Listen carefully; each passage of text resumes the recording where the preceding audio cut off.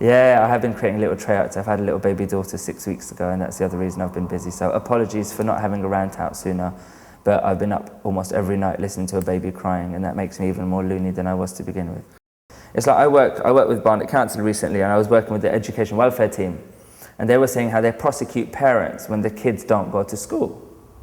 But how many kids now have the power to physically make their kids go to school? If you've taken away the parents' authority, now all right, parents are to blame because it has to be done from childhood. But if you've taken away the parents' control element, you've said to them, you can't say this to them, you can't do that to them, kids have a right to think, kids have a right to divorce their parents. You've given children so many rights. The parents are left a little bit high and dry. So these parents who are saying to their kids, go to school, how can they make sure that that child goes to school? And then this child comes home, causes trouble, and we say the kids are on the street at night. It's because this kid's at home giving his mum and dad, making their life a hell. They're like, you know what, just piss off, go out. So there's so many different problems that need to be addressed, but it's now that they need to be addressed before it gets worse, because it's quite scary to think that these guys are our future. Can you imagine going to hospital and having one of these kids as a doctor, or as a nurse, or as an orderly? It'll chuck you down the stairs in your wheelchair for a laugh. That's what I'm saying, it's not good, and we're not thinking about it. We're not thinking about the mindset of these kids. We're thinking about, they don't realize that with discipline, you can't do fairy discipline. Discipline has to be hard. We need to bring the hard hand of the law back. We need to allow parents to have a hard hand in parenting, but it needs to be controlled. These socialist, fairy, hippie types piss me off with this whole everyone's got rights. Bollocks. Everybody can't have rights. You can't make everyone happy, and sometimes you have to do it for the greater good of your society or the greater good of man.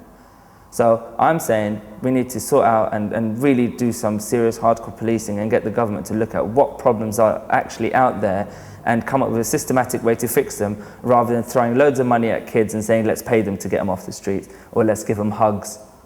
Shit, you hug a kid nowadays, you get a needle in your ribs, wouldn't you? I can sit here and say, oh, I have this great solution. I don't. I have an idea of a solution that I think may work, may not work.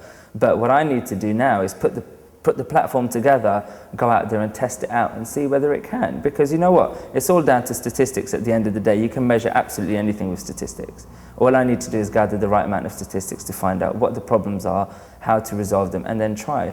Let's face it, the government's not really being all that successful, and they're spending millions and millions of pounds on it, without realizing that every day that goes by is another day closer to Armageddon if these kids take control.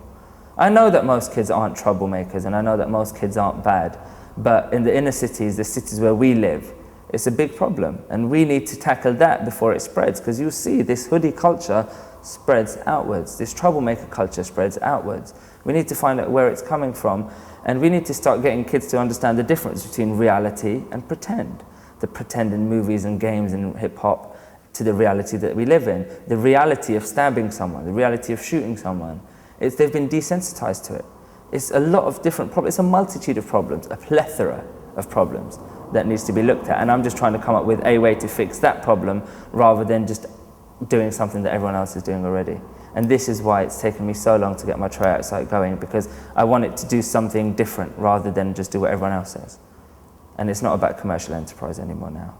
It's about trying to sort out and help the youngsters that want the help, and the ones that don't realize that there's only one way to sort them out, and that is hardcore discipline.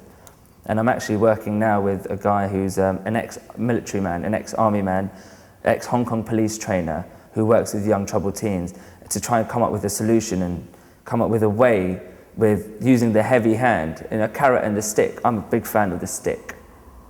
Teach some kids need it. There are two types of people. There are those that you can bring them in and say, I'll give you this if you do that, and I'll give you that, and they'll do it for a short term out of greed. But the only way you get someone to really change their attitude is with the hard hand of discipline. I mean, even our prisons are bloody cushy. Nobody minds going to jail anymore. You get 3 hot meals a day, Sky TV and pool. A gym if you want, make a bit of money. What's that? It's rubbish. Jails should be a place where people regret it. They should be miserable, they should be horrible, they should be nasty, to teach people not to do the things that they did. But our society, our justice system's screwed, but I'm not even going to get into that. I could be here all day talking about what's wrong with the justice system.